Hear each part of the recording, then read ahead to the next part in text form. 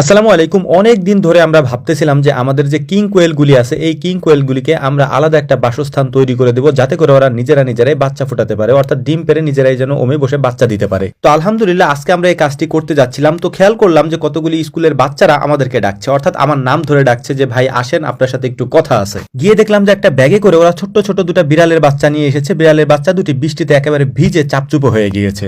ওদেরকে আমি চিনি, ওরা আমাদের পাশের গ্রামেই, বিকালে ওরা এখানে পড়তে আসে। আমি ওদেরকে এসেই জিজ্ঞেস করেছিলাম যে তোমরা এই বিড়ালের বাচ্চা দুটি কোথায় পেয়েছো? তো ওরা আমাকে বললো যে বিড়ালের বাচ্চা দুটি রাস্তার পাশে ডাকতেছিল, একেবারে ভিজা অবস্থায় ছিল, তাই আমরা একটা ব্যাগে করে আপনার কাছে নিয়ে এসেছি। আমি ওদের কথা শুনে খুবই অবাক হয়েছি, কারণ ওরা 1-2 ছাত্র। ওদের মধ্যে আল্লাহ তাআলা এই বুদ্ধি দিয়ে দিয়েছেন, এই বিবেক দিয়ে দিয়েছেন যে এই ছোট্ট বাচ্চাগুলি রাস্তার পাশে বসে কান্নাকাটি করছে, অর্থাৎ ভিজতেছে, ওদেরকে একটা বাসস্থানের দরকার। ওরা আলহামদুলিল্লাহ আমাদের কাছে নিয়ে এসেছে, কারণ ওরা জানে যে এখানে নিয়ে আসলে ওনারা একটা ব্যবস্থা করবেন। আমি এই ছোট্ট ছোট্ট বাচ্চাদের জন্য মন প্রাণ খুলে দোয়া করেছি, আতাল্লাহু উমরহু ওয়া বারাকাল্লাহু ফি হায়াতি। তো যাই হোক, আলহামদুলিল্লাহ ওদের কাছ থেকে এই বাচ্চাগুলি নিয়ে তারপর সুন্দর করে মুছে আমি বাড়ির ভিতরে দিয়ে এসেছি, কারণ আমাদের পরিবারের সবাই বিড়াল পছন্দ করে এবং আমরা বিড়াল পালি, সেটা আপনারা আমাদের অনেক ভিডিওতে হয়তো দেখেছেন। আমাদের এখানে অনেকগুলি বিড়াল রয়েছে। বিড়ালের বাচ্চা দুটিকে ভিতরে দিয়ে এসে আমাদের মূল যে কাজটা রয়েছে সেটা হচ্ছে যে আমাদের এখানে যে কিং কোয়েলের আমরা ঘরটা তৈরি করবো, অর্থাৎ ঘর তো আমরা আগেই তৈরি করেছিলাম। এটার মধ্যে আমরা দিব হচ্ছে কাঠের গুঁড়ি। এটা মূলত ওই ধরনের কাঠের গুঁড়ি না, একটু বড় টাইপের কাঠের গুঁড়ি, যেটা আমরা সংগ্রহ করে রেখেছিলাম। এইটা আমরা প্রথমে দিয়ে দিয়েছি। এরপর মূলত হচ্ছে এখানে আমরা কিছু খাবার পাত্র দিয়ে দিব।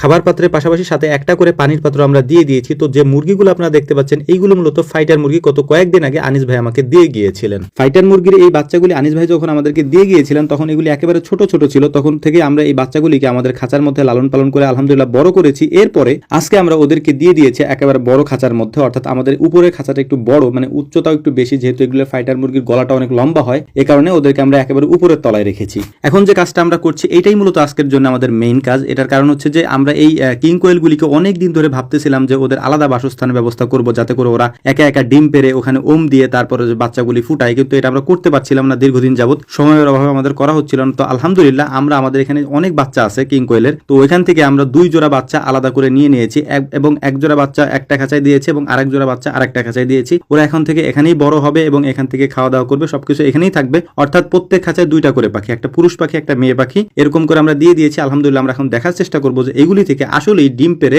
ওম দিয়ে নিজেরা বাচ্চা ফোটায় কিনা। আলহামদুলিল্লাহ আমাদের বাজিগর পাখিগুলো বেশ ভালো ডিম দিচ্ছে এবং বাচ্চাও উঠতেছে এর থেকে বেশ ভালোই। আমরা এগুলি যদিও আপনাদেরকে ভিডিওতে তেমন একটা দেখাই না, তো মাঝে মাঝে আমরা দেখানোর চেষ্টা করি ইনশাল্লাহ। তো একটা গুরুত্বপূর্ণ কথা আপনাদেরকে বলে দিই, সেইটা হচ্ছে যে আমাদের সাথে যারা দেখা করতে আসেন, আমরা ভাই সব সময়ের জন্য খামারে থাকি না। তো আমাদের সাথে যারা দেখা করতে আসেন, যেখান থেকেই আসেন আমাদের সাথে যোগাযোগ করে তারপরে আসবেন। আমাদের সাথে যোগাযোগ করে না আসলে হয়তো আপনার সাথে আমাদের দেখা নাও হতে পারে বা না হওয়ার সম্ভাবনাই বেশি। তো আলহামদুলিল্লাহ সব কাজগুলি শেষ করে মাছের খাবার দেওয়ার সময় মাছ ধরার ট্রাই করতেছিলাম। তো একটা মাছ ধরেছিলাম, অনেক বড় সাইজের একটা পাঙাশ ধরেছিলাম, কিন্তু মাছটাকে আনফরচুনেটলি আমরা রাখতে পারিনি। তো যাই হোক, আলহামদুলিল্লাহ আমাদের জন্য দোয়া করবেন। আসসালামু আলাইকুম রহমতুল্লাহ।